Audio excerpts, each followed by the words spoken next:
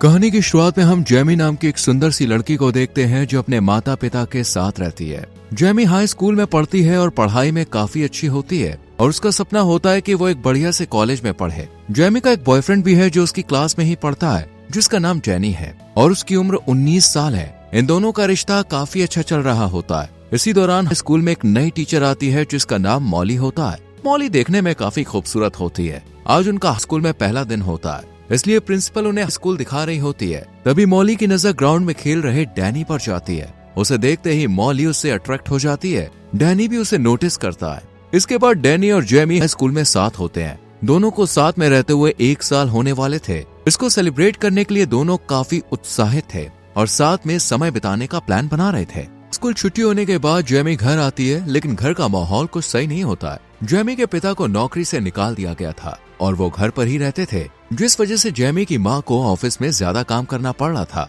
इस वजह से जेमी के माता पिता के बीच अक्सर बहस होती रहती थी और उनकी फाइनेंशियल कंडीशन भी ठीक नहीं थी। ये सब देखकर जेमी भी परेशान हो जाती है। इसके बाद जेमी डैनी के घर जाती है, जहाँ दोनों साथ में समय बिताते हैं। अगले दिन टीचर मॉली क्लास में होती है। वो अपना इंट्रोडक्शन देने के बाद पढ़ाने लगती है, लेकिन इस सब के बीच मॉली का ध्यान ज्यादातर डैनी पर ही होता है। क्लास खत्म होने के बाद मॉली डैनी से कहती है कि वो पढ़ाई में काफी कमजोर है, इसलिए वो उसे एक्स्ट्रा क्लास देना चाहती है। लेकिन मॉली का असली इरादा डैनी के करीब आने का होता है। डैनी इस ऑफर को मान लेता है क्योंकि उसके माता पिता चाहते थे कि वो अच्छे नंबर लाए ताकि आगे उसका अच्छे कॉलेज में एडमिशन हो सके। इसके बाद मॉली स्कूल में अकेले डैनी की एक्स्ट्रा क्लास लेती है। बातों बातों में मॉली को पता चलता है कि डैनी की पहले से ही एक गर्लफ्रेंड है। क्लास खत्म होने से पहले मॉली डैनी से कहती है कि वो कल भी एक्स्ट्रा क्लास लेने के लिए आए, लेकिन डैनी आने से मना कर देता है क्योंकि वो कल जेमी के साथ बाहर घूमने जाने वाला है और अपने रिश्ते को सेलिब्रेट करने वाला है। ये सुनकर मॉली को काफी बुरा लगता है। फिर भी मॉली पढ़ाई में मदद के बहाने डैनी का नंबर ले लेती है।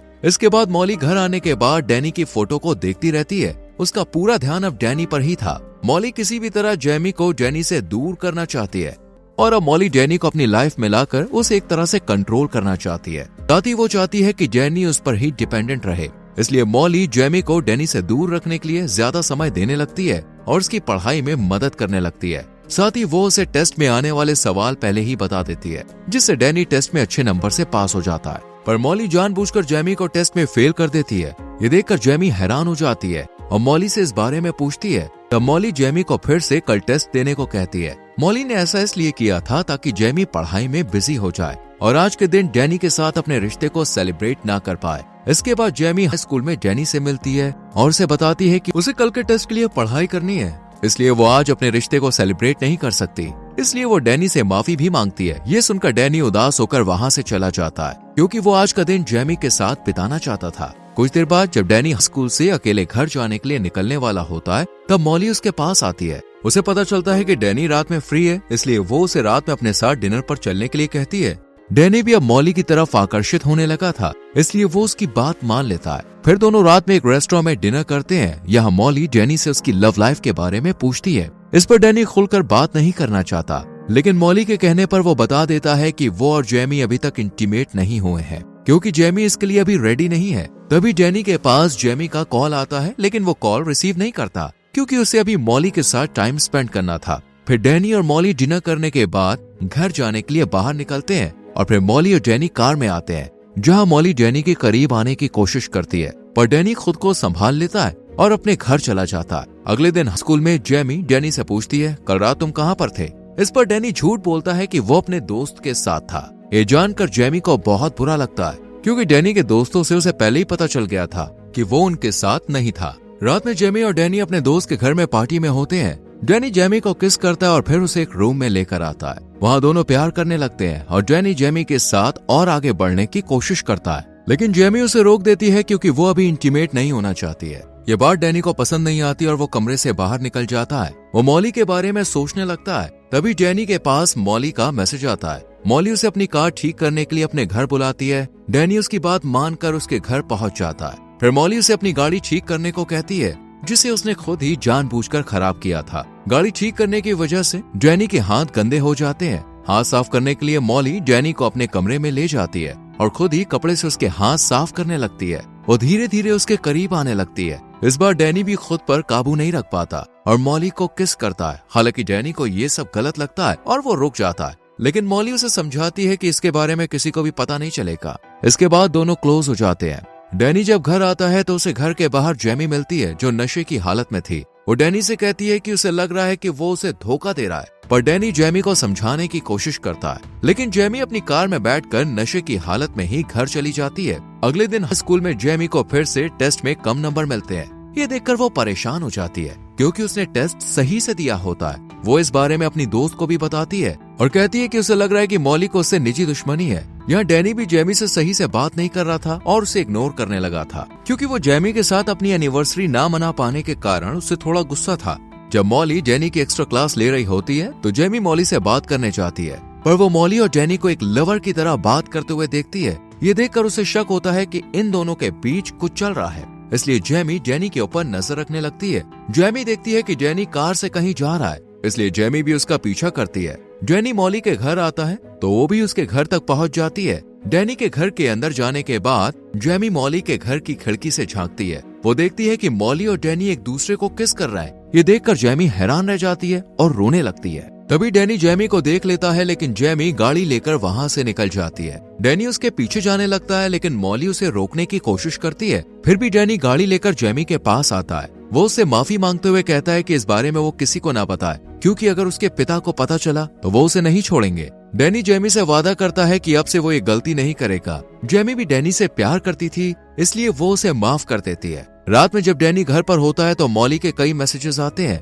लेकिन वो उन मैसेजेस का कोई रिप्लाई नहीं करता। ये देखकर मॉली को बहुत गुस्सा आ जाता है। अगले दिन स्कूल में जब डैनी मॉली को इग्नोर करता है तो मॉली को लगता है कि जेमी को उनके बारे में पता चल गया है, इसलिए मॉली जेमी को पिछले दोनों टेस्ट में पास कर देती है ताकि वो उनके बारे में किसी को भी ना बताए। लेकिन जेमी उससे अच्छे से बात नहीं करती और कहती है, इतनी आसानी से मैं तुम्हें माफ नहीं करूंगी। इसके बाद जब हाई स्कूल की छुट्टी होती है और जेमी घर जा रही होती है तो डैनी उसके पास आता है और कहता है, मैं आज मॉली से मिलकर अपना रिश्ता खत्म करके तुम्हारे घर आऊंगा। ये सुनकर जेमी खुश हो जाती है। रात में डैनी मॉली को फोन करके मिलने के लिए एक जगह बुलाता है। जब दोनों उस जगह मिलते हैं तो मॉली बहुत खुश होती है क्योंकि उसे लगता था कि डैनी उससे प्यार करता है, लेकिन डैनी उससे कहता है कि वो ये सब खत्म करना चाहता है। मॉली इसके लिए तैयार नहीं होती। वो उसे समझाने की बहुत कोशिश करती है, लेकिन डैनी उससे साफ साफ कहता है कि वो जेमी से प्यार करता है और अब उसके पास जा रहा है। इतना कहकर डैनी पैदल जाने लगता है। ये सुनकर मॉली गुस्से में आ जाती है। तभी उसे अपनी सौतेली माँ की बात याद आती है,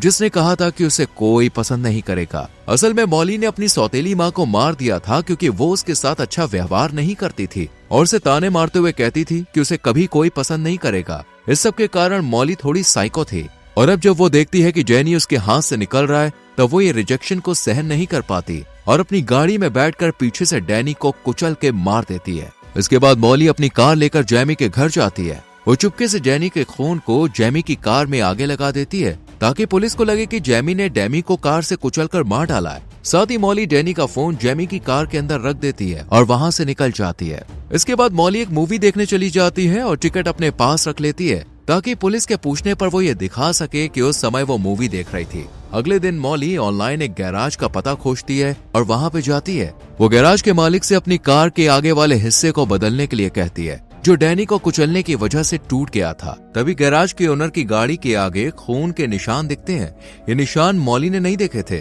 खून का निशान देखकर गैराज का मालिक समझ जाता है कि मॉली किसी को मार के आई है, इसलिए मॉली उसे चुप रहने के लिए अच्छे खासे पैसे दे देती है। वहीं गैराज में काम करने वाली एक लड़की ये सब देख लेती है। उधर पुलिस को डैनी का शव मिलता है। इसके बाद दो डिटेक्टिव उसकी मौत की जांच करने में लग जाते हैं। डैनी की मौत की खबर जेमी के परिवार को भी पता चलती है, जिससे जेमी अपने बॉयफ्रेंड की मौत से बहुत दुखी हो जाती है। फिर पुलिस जेमी को पूछताछ के लिए पुलिस स्टेशन बुलाती है। डिटेक्टिव जेमी से सवाल जवाब करते हैं। जेमी बताती है कि उसे अपनी टीचर मॉली पर शक है क्योंकि उनका डैनी के साथ अफेयर चल रहा था। वो ये भी बताती है कि मॉली ने डैनी को उनके रिश्ते के बारे में किसी को बताने से मना किया था। जेमी आगे कहती है कि डैनी ने कहा था कि वो मॉली से मिलकर सब कुछ खत्म करने वाला था। इसके बाद डिटेक्टिव मॉली के घर जाते हैं। वो मॉली से कहते हैं कि जेमी ने उन्हें बताया है कि उनका और डैनी का अफेयर चल रहा था और कल रात डैनी उनसे मिलने गया था। इस पर मॉली कहती है कि डैनी उसका स्टूडेंट था और उनके बीच ऐसा कुछ भी नहीं था। वो डिटेक्टिव को अपनी मूवी टिकट्स दिखाती है और कहती है कि वो कल रात मूवी देखने गई थी। मॉली ये भी कहती है कि जेमी उसे पसंद नहीं करती,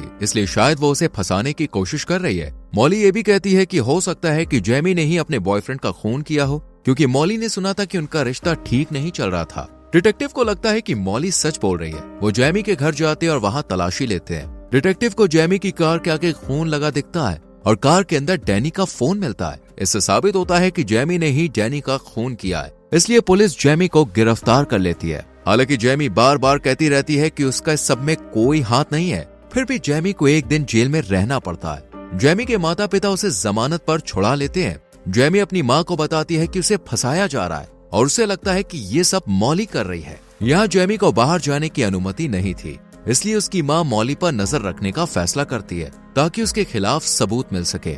जेमी की माँ स्कूल जाती है और चुपके से मॉली के बैग से कार की चाबी चुरा लेती है। फिर वो मॉली की कार की तलाशी लेती है। जेमी की माँ को कार के अंदर एक गैराज का पता मिलता है जहाँ मॉली गई थी। इसके बाद जेमी की माँ सीधे गैराज में जाती है और वहाँ के मालिक से मॉली के बारे में पूछती है। गैराज का मालिक झूठ बोलता है कि मॉली यहाँ अपनी कार लेकर नहीं आई थी। ये सुनकर जेमी की माँ उदास होकर वहाँ से जाने लगती है। तभी गैराज में काम करने वाली लड़की जिसने उस दिन मॉली और गैराज के मालिक की बातचीत सुनी थी, वो जेमी की माँ के पास आकर बताती है कि मॉली गैराज में अपनी कार के आगे का हिस्सा ठीक करवाने आई थी और उसने इसके लिए बहुत सारे पैसे भी दिए थे। जेमी की माँ उस लड़की से पुलिस के सामने गवाही देने को कहती है, लेकिन वो लड़की कहती है कि ऐसा करने से उसका बॉस उसे नौकरी से निकाल देगा और वो सड़क पर आ जाएगी। इसके बाद जेमी की माँ घर आकर अपने पति को ये सब बताती है। जेमी भी ये बात सुन लेती है और खुद मॉली के घर जाने का फैसला करती है, लेकिन उसकी माँ उसे ऐसा करने से मना कर देती है और कहती है कि उसे घर पे ही रहना चाहिए क्योंकि पुलिस ने उसके पैर में ट्रैकर लगाया है।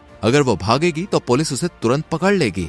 जेमी अभी अपनी माँ की बात मान लेती है, पर रात में अपने माता पिता के सोने के बाद मॉली के घर जाने के लिए कार लेकर अकेले चली जाती है। वो अपने मोबाइल में वॉइस रिकॉर्डिंग ऑन कर लेती है ताकि वो मॉली को उकसाकर सच्चाई बाहर निकाल सके। फिर वो मॉली के घर के अंदर जाती है और उससे कहने लगती है कि उसने डैनी को मारा है, पर मॉली को तुरंत पता चल जाता है कि जेमी उनकी बातें रिकॉर्ड कर रही है, इसलिए मॉली उसका फोन तोड़ देती है। जेमी मॉली से कहती है डैनी उसे इसलिए छोड़ने वाला था क्योंकि वो उसे प्यार नहीं करता था। वो उसे भला बुरा कहने लगती है, जिससे मॉली गुस्से में ये कबूल कर लेती है कि उसने डैनी को इसलिए मारा क्योंकि वो मुझे छोड़कर तुम्हारे पास जाना चाहता था।